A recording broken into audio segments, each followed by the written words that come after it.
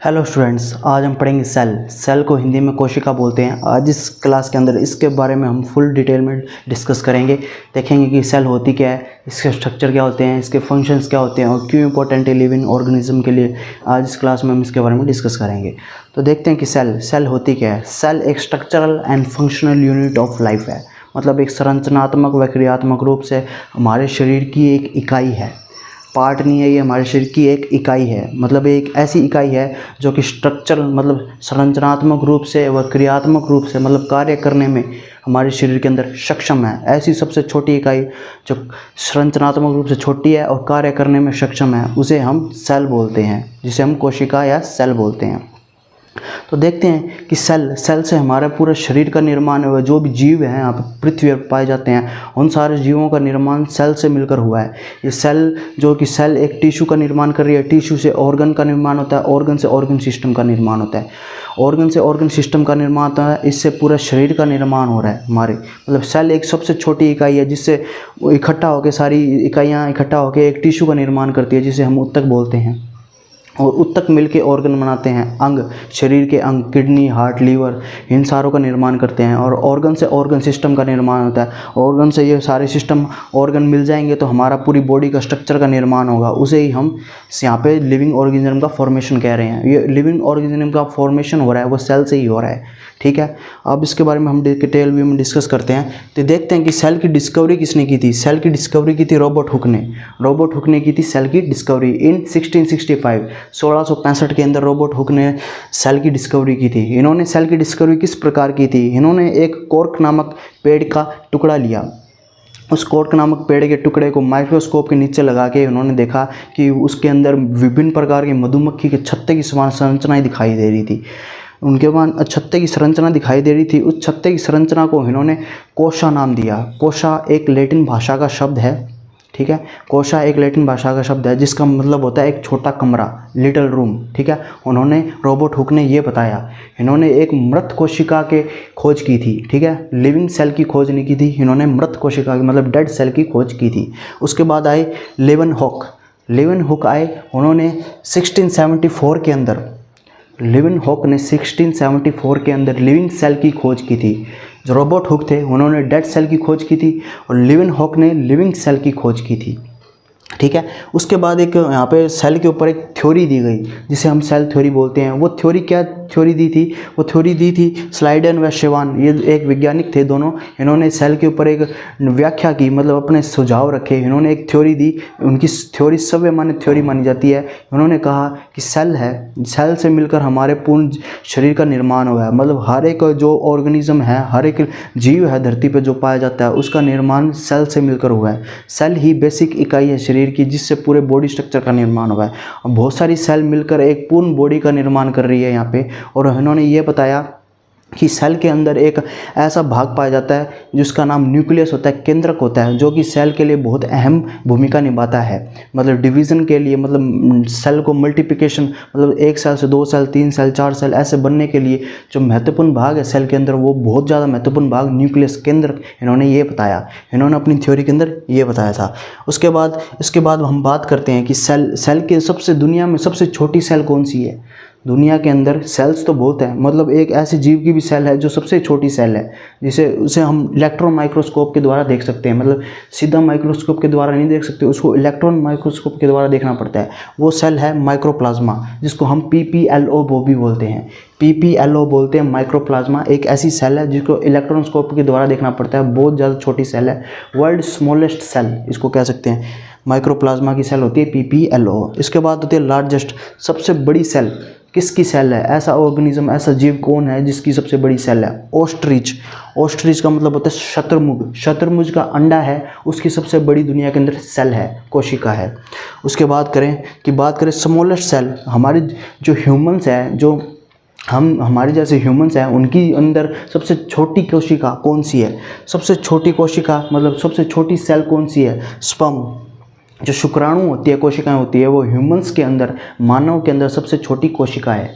उसके बाद करें बात सबसे लार्जेस्ट कोशिका, मतलब ह्यूमंस के अंदर ही, मानव के अंदर ही सबसे बड़ी कोशिका कौन सी है? ओवम, अंडाणु, जिसको फीमेल के अंदर पाए जाते हैं, और स्पर्म होते हैं वो मेल्स के अंदर पाए जाते हैं। ओवम अंडाणु है जो फीमेल्स के अंदर सबसे बड़ी कोशिका है। उसके बाद बात करें इन ह्यूमन लॉन्गेस्ट सेल, अब हमारी बात करें तो उसके अंदर हमारे अंदर भी एक सबसे बड़ी कोशिका भी पाई जाती है जिसका नाम है न्यूरॉन्स। न्यूरॉन्स मतलब तंत्रिका, तंत्र के अंदर एक तंत्रिका कोशिका पाई जाती है जिसको हम न्यूरॉन सेल बोलते हैं। वो हमारी सबसे लंबी कोशिका है, बड़ी कोशिका नहीं है। बड़ी का मतलब तो ये हो गया लार्ज, लार्ज का मतलब हो गया ओवम, ओवम मतलब अंडाणु, अंडाणु कोशिका सबसे बड़ी है, ठीक है। लंबाई में देखा जाए तो न्यूरॉन्स कोशिका ऐसी कोशिका है जो सबसे लंबी है मानव के अंदर, ठीक है। ये मेल और फीमेल दोनों में पाई जाएगी, यह आपको कॉमन सेंस की बात है, ठीक है। ये नहीं है कि मेल में पाई जाएगी। जो ओवम होता है अंडाणु तो फीमेल में पाया जाता है, जो मेल स्पर्म होता है वो मेल में पाया जाता है, ये तो कॉमन सेंस की बात है ही।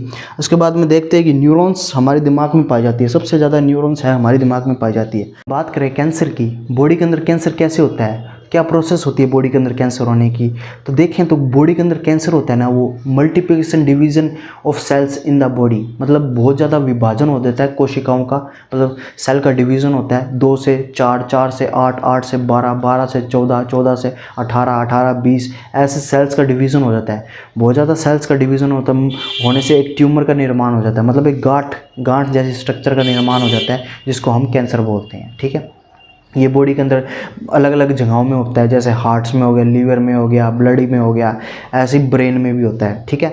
ब्रेन में कैंसर क्यों होता है, ब्रेन में तो नर्व सेल्स पाई जाती है, इनके अंदर डिवीज़न नहीं होता, मगर इसमें कैंसर भी होता है। ब्रेन कैंसर हमने सुना है कि ब्रेन कैंसर होता है, मगर नर्व्स एक ऐसी सेल्स है जिनमें डिवीज़न नहीं होता। मगर कैंसर कैसे होता है, कैंसर इसलिए होता है क्योंकि ब्रेन के अंदर एक और सेल्स पाई जाती है जिसको गेलियन सेल्स बोलते हैं।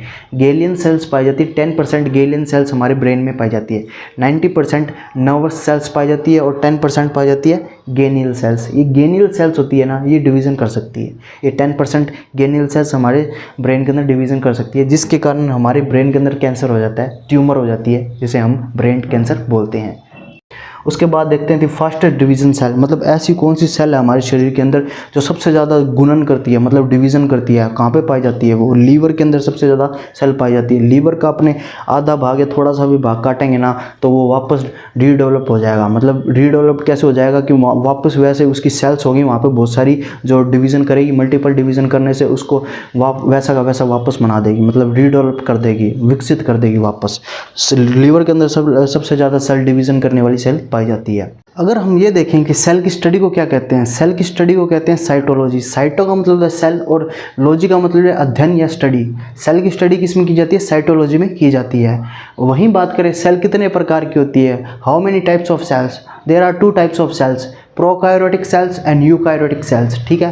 प्रोकार्योटिक सेल्स ऐसी सेल होती है जो वेल डेवलप्ड सेल्स नहीं होती है, ठीक है, उनके अंदर वेल डेवलप्ड ऑर्गेनेलीज नहीं पाई जाती है, ठीक है, वो प्रोकार्योटिक सेल्स होती है। और यूकार्योटिक सेल्स वे होती है जिसमें वेल डेवलप्ड न्यूक्लियस वगैरह और सेल की ऑर्गेनेलीज पाई जाती है, उनको यूकार्योटिक सेल्स बोलते हैं, ठीक है।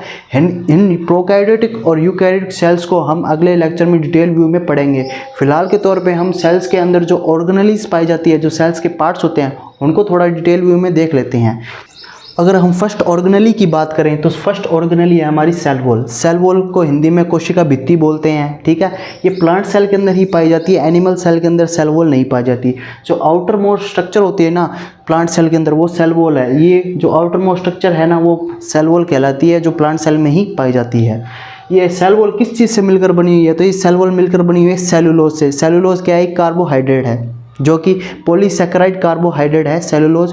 जो सेलुलोज क्या क्या मिलकर बना होता है, सेलुलोज पेपर मिलकर बने होते हैं, कपड़े मिलकर बने होते हैं। ये जो सबसे ज़्यादा धरती पे कार्बोहाइड्रेट पाया जाता है वो सेलुलोज पाया जाता है। 1 नंबर पे कार्बोहाइड्रेट सेलुलोज सबसे ज़्यादा धरती पे पाया जाता है। उसके बाद क्या करते हैं कि सेलुलोज क्या करती है काम, सेलुलोज जो प्लांट सेल होती है उसको शेप प्रोवाइड करवाती है, ठीक है, एक बढ़िया शेप प्रोवाइड करवाती है, एक प्रोटेक्शन प्रोवाइड करवाती है पैथोजेंस बैक्टीरिया वायरस से, इनसे प्रोटेक्शन प्रोवाइड करवाती है, एक प्लांट सेल को पूरी शेप प्रोवाइड करवाती है। सेलुलोज का काम ये होता है, ठीक है। जो सेकंड हमारी ऑर्गेनेली है वो है सेल मेम्ब्रेन। सेल मेम्ब्रेन क्या है कि प्लांट सेल्स और एनिमल सेल्स दोनों में पाई जाती है। इसको हिंदी में कोशिका झिल्ली बोलते हैं, ठीक है। ये क्या है कि प्रोटीन से मिलकर बनी हुई है और ये सेल के अंदर कहाँ पाई जाती है, ये सेल वॉल के नीचे पाई जाती है। सेल वॉल के नीचे मतलब ये हमारी आउटर स्ट्रक्चर जो सेल वॉल की बनी हुई है, इसके नीचे जो स्ट्रक्चर है वो सेल मेम्ब्रेन है, ठीक है। ये सेल मेम्ब्रेन है, जो इसके नीचे गोल प्रकार की आपको ये स्ट्रक्चर दिख रही है उसको सेल मेम्ब्रेन बोलते हैं, जो कि प्रोटीन से मिलकर बनी हुई है। ये भी सेल को एक स्ट्रक्चर प्रोवाइड करवाती है एनिमल सेल को, और एक बैग लाइक स्ट्रक्चर होती है ये। इसके अंदर बहुत सारे ऑर्गेनेलीज होती हैं, जैसे mitochondria, chloroplast, Golgi bodies, nucleus या साइटोप्लाज्म, ये सारा कुछ, प्रोटोप्लाज्म, ये सारा कुछ होता है ना जो, वो सारा सेल मेम्ब्रेन के अंदर ही पाया जाता है। ठीक है, इसको बैग लाइक स्ट्रक्चर बोलते हैं हम। ये प्रोटीन के मिलकर बनी हुई है। थर्ड ऑर्गेनेली है हमारा माइटोकॉन्ड्रिया। माइटोकॉन्ड्रिया को सूत्रकणिका बोलते हैं हिंदी में, सूत्रकणिका माइटोकॉन्ड्रिया को हिंदी में बोलते हैं। ये क्या, इसकी डिस्कवरी किसने की थी? माइटोकॉन्ड्रिया की डिस्कवरी की थी अल्टमान ने की थी। ठीक है, इसको powerhouse of the cell बोला जाता है, क्योंकि जो भी एनर्जी होती है ना वो माइटोकॉन्ड्रिया द्वारा बनाई जाती है। अब एक सेल है, उसको एनर्जी की भी जरूरत होगी, काम करने के लिए एनर्जी की जरूरत होगी। एनर्जी कहाँ से मिलेगी? वो माइटोकॉन्ड्रिया से मिलेगी। माइटोकॉन्ड्रिया ये हमारे सेल के अंदर है, जो कि मैट्रिक्स होता है ना, सेल के अंदर जो मैट्रिक्स होता है, चिपचिपा पदार्थ होता है जिसको हम साइटोप्लाज्म बोलते हैं, वो उसके अंदर पाया जाता है माइटोकॉन्ड्रिया। माइटोकॉन्ड्रिया क्या है कि ये powerhouse of the cell है, एनर्जी बनाता है, क्योंकि सेल काम कर रही है तो उसको एनर्जी की जरूरत होगी। एनर्जी कौन बनाएगा? माइटोकॉन्ड्रिया बनाएगा, जो कि एक सेल की ऑर्गेनेली है। ठीक है, ये एनर्जी कैसे बनाता है? जब भी हम रेस्पिरेशन करते हैं, मतलब सांस लेते हैं, जो ऑक्सीजन लेते हैं, जब ऑक्सीजन क्या है कि सेल के अंदर जो माइटोकॉन्ड्रिया है उसके अंदर एक साइकिल चलता है, जिसको हम क्या बोलते हैं? क्रेब्स साइकिल बोलते हैं। माइटोकॉन्ड्रिया के अंदर एक साइकिल चलता है जिसको हम क्रेब्स साइकिल बोलते हैं। इस साइकिल के अंदर ऑक्सीजन की जरूरत पड़ती है। ये साइकिल हमारी ऑक्सीजन को ले लेता है। ऑक्सीजन को लेने के बाद ये 38 एटीपी अणु, मतलब एटीपी का मतलब होता है एडिनो ट्राइफॉस्फेट, मतलब एटीपी अणु का निर्माण करता है, मतलब मॉलिक्यूल्स का निर्माण करता है। 38 एटीपी मॉलिक्यूल्स का निर्माण करता है। ठीक है, हमारी ऑक्सीजन के बदले 38 एटीपी अणु का निर्माण करता है। मॉलिक्यूल्स होती है ना एटीपी, ये एटीपी क्या करती है? ग्लूकोज में कन्वर्ट हो जाती है।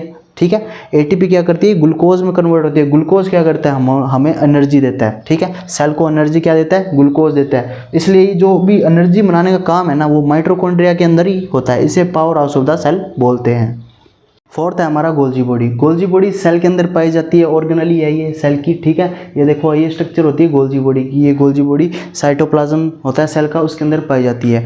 गोल्जी बॉडी को हिंदी में क्या बोलते हैं? गोल्जी बॉडी को हिंदी में बोलते हैं गोल्जी काय। ठीक है, इसकी डिस्कवरी, गोल्जी बॉडी की डिस्कवरी किसने की थी? गोल्जी बॉडी की डिस्कवरी थी कि कैमरियो गोल्जी ने। कैमरियो गोल्जी नामक वैज्ञानिक थे, उन्होंने गोल्जी बॉडी की डिस्कवरी की थी। इन्होंने अपने नाम पे ही इसका नाम रखा गोल्जी बॉडी। ठीक है, उसके बाद में देखते हैं कि गोल्जी बॉडी का काम क्या होता है। ये एक ऑर्गेनेली है सेल की। इस गोल्जी बॉडी का काम क्या है? इस गोल्जी बॉडी का काम ये है कि माइटोकॉन्ड्रिया का काम क्या था? माइटोकॉन्ड्रिया का काम था एनर्जी बनाना। Powerhouse of the cell था वो, जो वो एनर्जी बनाता था और सेल को सप्लाई करता था। वैसे ही गोल्जी बॉडी क्या है कि वो एनर्जी बन गई है ना, उस एनर्जी को ट्रांसपोर्ट करना, मतलब अलग अलग सेल को भेजना, मतलब अलग अलग सेल के पार्ट्स को भेजना। ठीक है, मतलब अलग अलग बॉडी के पार्ट्स को भेजना। इस सारी जगह जो एनर्जी को फैलाने का काम होता है ना, वो सारा काम क्या होता है? गोल्जी बॉडी का होता है। ठीक है, एनर्जी फैलाने का काम, मतलब ट्रांसपोर्ट करने का काम गोल्जी बॉडी करती है। फिफ्थ हमारा ऑर्गेनेली है वैक्यूल्स। वैक्यूल्स को हिंदी में क्या कहते हैं? रसधानी बोलते हैं। ठीक है, रसधानी इसको क्यों बोलते हैं?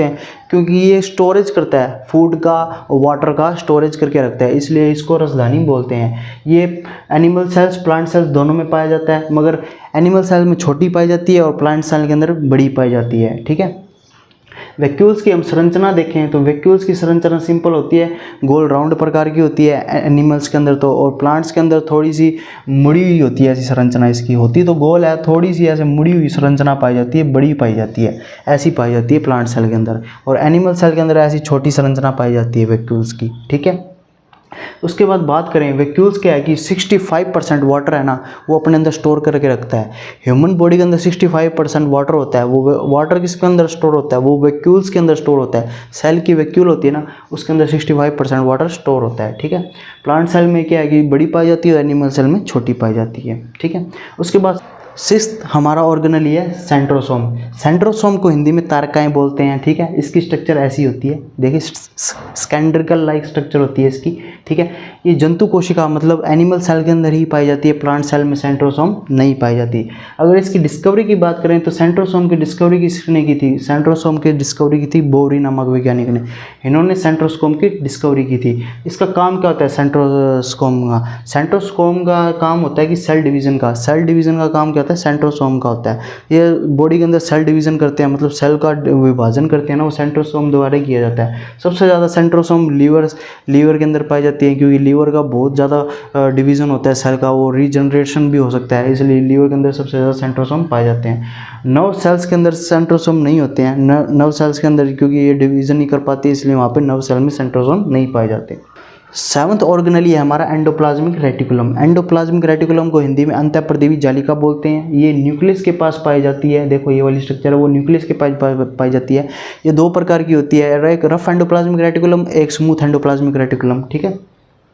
और ये काम क्या करती है, ये काम करती है कि सेल के इंटीरियर भागों को ना सपोर्ट प्रोवाइड करवाती है, इंटीरियर भाग को एक स्ट्रक्चर प्रोवाइड करवाती है, इसका ये काम होता है। और ये स्मूथ एंडोप्लाज्मिक रेटिकुलम है वो क्या काम करती है, स्मूथ एंडोप्लाज्मिक रेटिकुलम लिपिड का फॉर्मेशन करती है और रफ एंडोप्लाज्मिक रेटिकुलम प्रोटीन का फॉर्मेशन करती है, ठीक है। ये इन दोनों के काम है। 8th ऑर्गेनेल है हमारी राइबोसोम्स। राइबोसोम्स में हम देखें तो राइबोसोम की डिस्कवरी किसने की थी, राइबोसोम की डिस्कवरी की थी प्लेडे नामक वैज्ञानिक ने। प्लेडे नामक वैज्ञानिक ने राइबोसोम की डिस्कवरी की थी। वहीं देखिए राइबोसोम सेल के अंदर पाई कहाँ जाती है, राइबोसोम सेल के अंदर एंडोप्लाज्मिक रेटिकुलम होती है ना, उसके ऊपर पाई जाती है, मतलब रफ एंडोप्लाज्मिक रेटिकुलम के ऊपर राइबोसोम्स पाए जाते हैं। ये दानेदार जो स्ट्रक्चर आपको दिखाई दे रही है राइबोसोम्स है। ये राइबोसोम्स क्या करते हैं, प्रोटीन का फॉर्मेशन करते हैं। अभी मैंने बताया कि प्रोटीन का फॉर्मेशन तो रफ एंडोप्लाज्मिक रेटिकुलम करते हैं, मगर रफ एंडोप्लाज्मिक रेटिकुलम के ऊपर जो राइबोसोम्स पाए जाते हैं ना, वही प्रोटीन का फॉर्मेशन करते हैं, ठीक है। और राइबोसोम्स का फॉर्मेशन कहाँ से होता है, राइबोसोम्स का फॉर्मेशन होता है जो न्यूक्लियस के अंदर एक न्यूक्लियोलस पार्ट पाया जाता है, जिसको केंद्रिका बोलते हैं हम, केंद्रिका।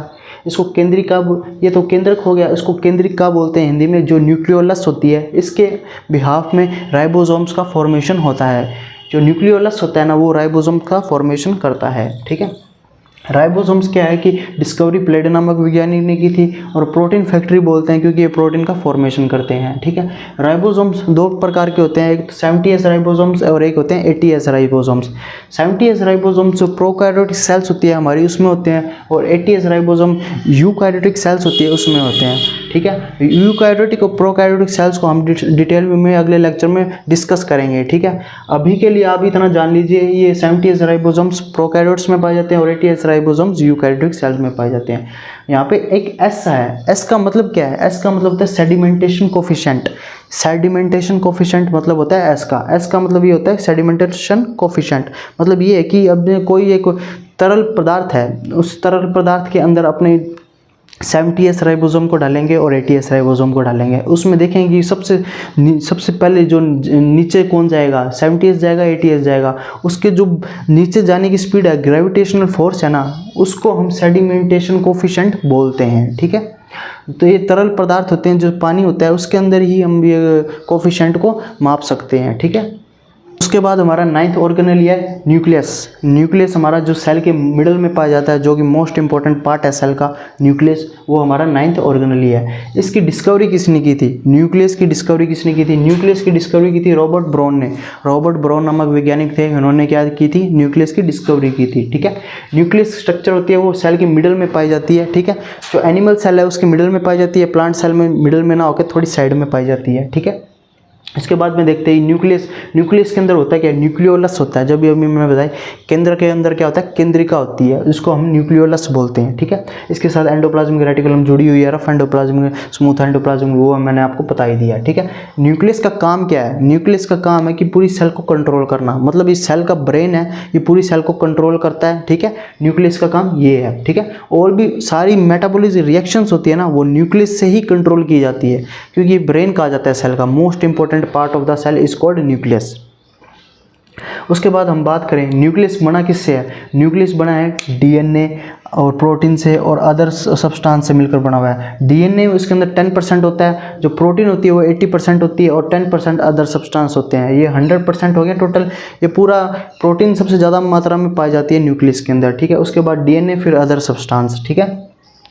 न्यूक्लियस के अंदर होता क्या है, न्यूक्लियस के अंदर होते हैं डीएनए, आरएनए, जो अनुवांशिक पदार्थ होते हैं ना हमारे, अनुवांशिक पदार्थ जो कि जेनेटिक इन्फॉर्मेशन को एक जनरेशन से दूसरी जनरेशन लेके जाते हैं, वो न्यूक्लियस के अंदर पाए जाते हैं, ठीक है। डीएनए, आरएनए और क्रोमोसोम न्यूक्लियस में पाए जाते हैं, इसलिए ये बहुत अहम कोशिकांग है, मतलब सेल ऑर्गेनेल ही है। वहीं बात करें न्यूक्लियस की, तो न्यूक्लियस के अंदर क्या है कि न्यूक्लियस के अंदर एक पदार्थ पाया जाता है, चिपचिपा पदार्थ पाया जाता है, स्टिकी पदार्थ पाया जाता है। उस पदार्थ को हम क्या बोलते हैं? न्यूक्लियोप्लाज्म। ठीक है, न्यूक्लियोप्लाज्म बोलते हैं उस पदार्थ को। इसके अंदर जो पदार्थ पाया जा रहा है उस पदार्थ को, जो सब्सटेंस को हम न्यूक्लियोप्लाज्म बोलते हैं। और जो एक ये मेम्ब्रेन पाई जाती है इसको क्या बोलते हैं? न्यूक्लियस मेम्ब्रेन बोलते हैं। ठीक है, हमारा जो 10th ऑर्गेनेली है वह है लाइसोसोम। लाइसोसोम क्या है कि ओवल लाइक स्ट्रक्चर होती है जो सेल के अंदर यहाँ पे जो साइटोप्लाज्म में हमें दिख रही है। ठीक है, ओवल लाइक स्ट्रक्चर है। इसका काम क्या होता है? इसका काम होता है कि अपने 40 different types of hydrolytic enzymes के द्वारा जो सेल ऑर्गेनेली काम नहीं कर रही है, जो वेस्टेज है सेल के लिए, जो कि पुरानी हो चुकी है, जो वर्क में नहीं है, जो मरने वाली है, डेड होने वाली है, जो सेल्स, उन सेल्स को अपने अंदर लेके डैम उसको पूरी को डिस्ट्रॉय कर देता है। मतलब अपने एंजाइम्स, हाइड्रोलाइटिक एंजाइम्स द्वारा उसको सड़ा गला देता है, ख़त्म कर देता है, नष्ट कर देता है। ठीक है, जिससे सेल के अंदर कुछ भी अननोन क्रियाएं ना हो, मतलब अननोन रिएक्शंस ना हो, इसलिए ये काम हाइड्रोलाइटिक लाइसोसोम द्वारा किए जाते हैं। उसके बाद देखिए तो हाइड्रोलाइटिक एंजाइम्स है, ये हाइड्रोलाइटिक एंजाइम्स H2O मतलब वाटर की प्रेजेंस में ये अपनी रिएक्शंस करते हैं ऑर्गेनेली के साथ। वहीं देखिए लाइसोसोम की डिस्कवरी, तो लाइसोसोम की डिस्कवरी क्रिश्चियन डी डुवे नामक वैज्ञानिक ने की थी। क्रिश्चियन डी डुवे नामक वैज्ञानिक ने लाइसोसोम की जो डिस्कवरी की थी 1974 के अंदर। 1974 के अंदर लाइसोसोम की डिस्कवरी क्रिश्चियन डी डुवे नामक वैज्ञानिक ने की थी। लाइसोसोम का काम क्या होता है? सेल डाइजेशन, मतलब सेल को पूरा डाइजेस्ट कर देता है। मतलब सेल की वो जो आयु होती है, जो एज होती है सेल की, वो आयु होती है एक पर्टिकुलर आयु होती है। मतलब जैसे आरबीसी की 120 दिन की एज होती है, मतलब 120 दिन तक जीवन काल होता है आरबीसी का। ठीक है, वैसे ही एक सेल की भी एक एज होती है, उसी टाइम तक सेल का वो स्ट्रक्चर है वो बना रहता है। उसके बाद में सेल ख़राब हो जाती है, डेड हो जाती है, या सड़ने लगती है, डिकम्पोज होने लग जाती है। तो लाइसोसोम क्या करता है? उसको डाइजेस्ट कर देता है अपने एंजाइम्स के द्वारा। ठीक है, इसका मेन काम ये है। उसको सुसाइडल बैग भी बोलते हैं क्योंकि इसके अंदर विभिन्न प्रकार के एंजाइम्स, हाइड्रोलाइटिक एंजाइम्स पाए जा रहे हैं। वो एंजाइम्स क्या करते हैं? उस पूरी सेल को ही डैमेज कर देते हैं, डैमेज करके उसको डाइजेस्ट कर जाते हैं। ठीक है, इसका काम ये भी होता है। उसके बाद देखते हैं कि RBC, red blood cell. Red blood cell के अंदर लाइसोसोम नहीं पाया जाता, ना ही इसके अंदर न्यूक्लियस पाया जाता।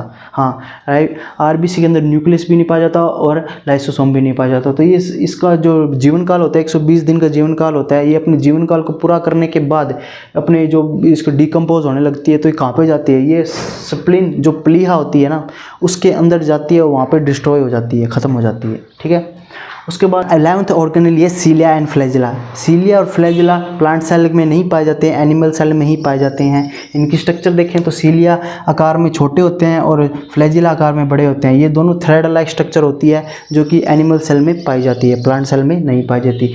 और सीलिया फ्लैजिला का काम क्या होता है? सीलिया फ्लैजिला का काम होता है कि सेल को मूवमेंट करना, मतलब सेल को हिलाने के लिए, सेल को इधर उधर जाने के लिए सीलिया फ्लैजिला के थ्रू ये जाते हैं।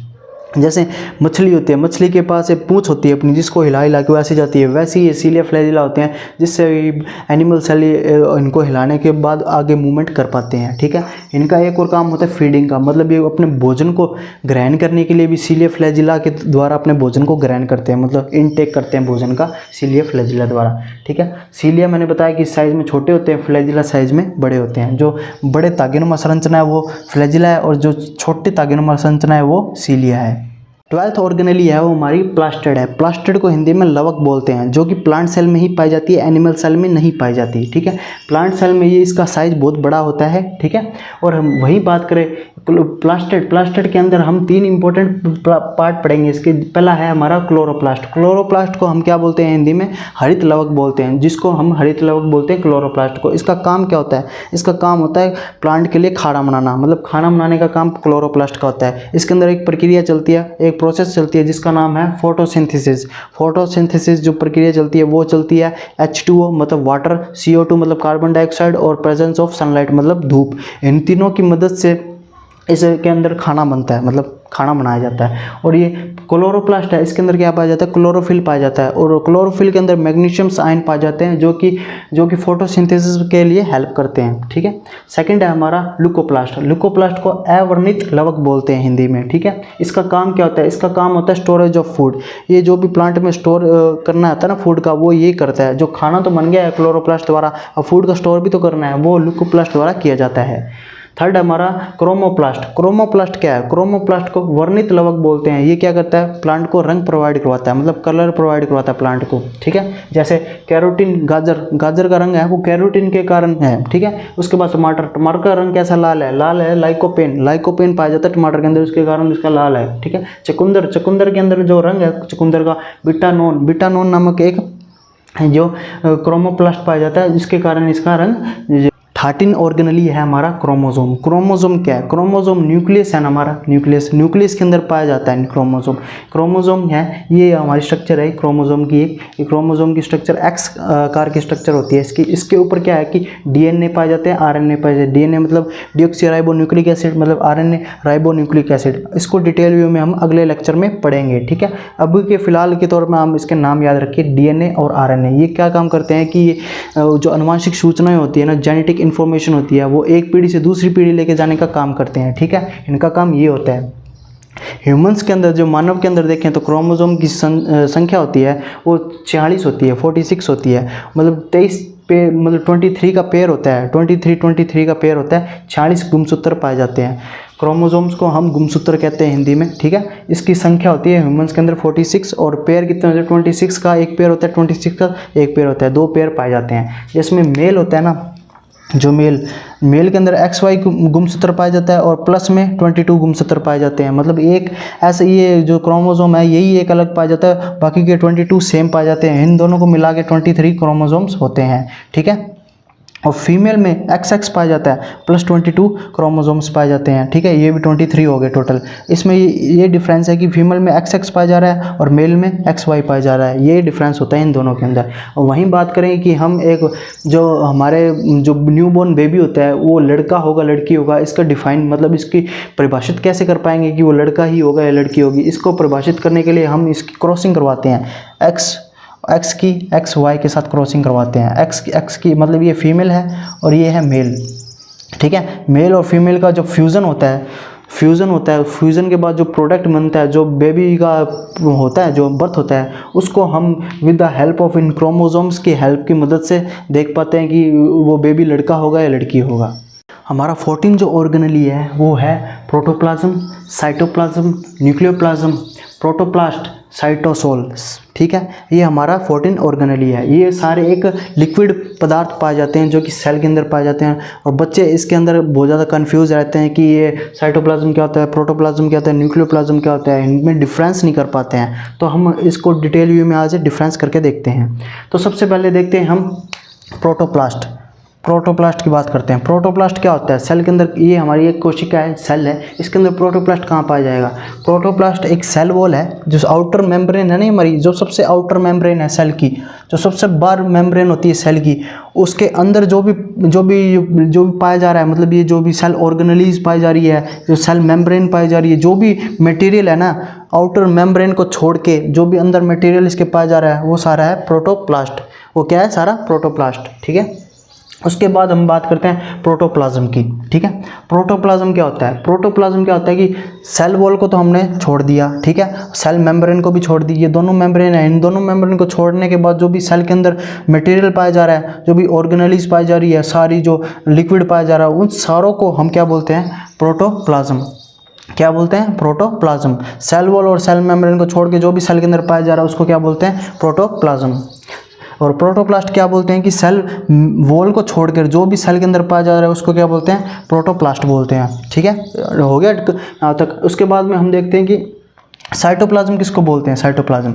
अब सेल के अंदर देखते हैं साइटोप्लाज्म है कि सेल मेम्ब्रेन, ये हमारी सेल मेम्ब्रेन है और इसके अंदर ये न्यूक्लियस है। इस सेल मेम्ब्रेन और न्यूक्लियस को छोड़ के जो भी सेल के अंदर पाया जा रहा है, गोल्जी बॉडीज, माइटोकॉन्ड्रिया, सेंट्रियोसोम्स, वैक्यूल्स, ठीक है, ये जो भी पाया जा रहा है ना, हमारे प्लास्टिड वगैरह जो भी पाया जा रहा है, इन सारों को हम क्या बोलते हैं? साइटोप्लाज्म बोलते हैं सारे मटेरियल को, ठीक है। ये भी क्लियर हो गया। उसके बाद हम देखते हैं न्यूक्लियोप्लाज्म किसको बोलते हैं? जो ये सिंपल है कि न्यूक्लियस के अंदर जो भी लिक्विड पाया जा रहा है, जो भी matrix like structure, sticky like structure पाया जा रहा है, उसको हम न्यूक्लियोप्लाज्म बोलते हैं। ये हमारा न्यूक्लियस है, इसके अंदर जो भी मटेरियल पाया जा रहा है इसको हम न्यूक्लियोप्लाज्म बोलते हैं। उसके बाद हम देखते हैं साइटोसोल। साइटोसोल क्या होता है, साइटोसोल कहाँ पाया जाता है? साइटोसोल मैट्रिक्स ऑफ साइटोप्लाज्म, मतलब ये साइटोप्लाज्म के अंदर जो भी मैट्रिक्स पाया जा रहा है ना, ये जो भी आपको ये पदार्थ पाया जा रहा है, ये साइटोप्लाज्म है हमारा जो सेल के अंदर है। इसके अंदर जो पदार्थ पाया जाता है, स्टिकी पदार्थ पाया जाता है, चिपचिपा पदार्थ पाया जाता है ना, उसको हम क्या बोलते हैं? साइटोसोल। ये ऑर्गेनेल्स को छोड़कर जो भी पदार्थ पाया जा रहा है ना इसके अंदर, सेल मेम्ब्रेन को छोड़ दो, इसके अंदर ऑर्गेनेल्स को छोड़ दो सारों को, उसके बाद में जो पदार्थ पाया जाता है, स्टिकी चिपचिपा पदार्थ पाया जाता है, उसको क्या बोलते हैं? साइटोसोल बोलते हैं।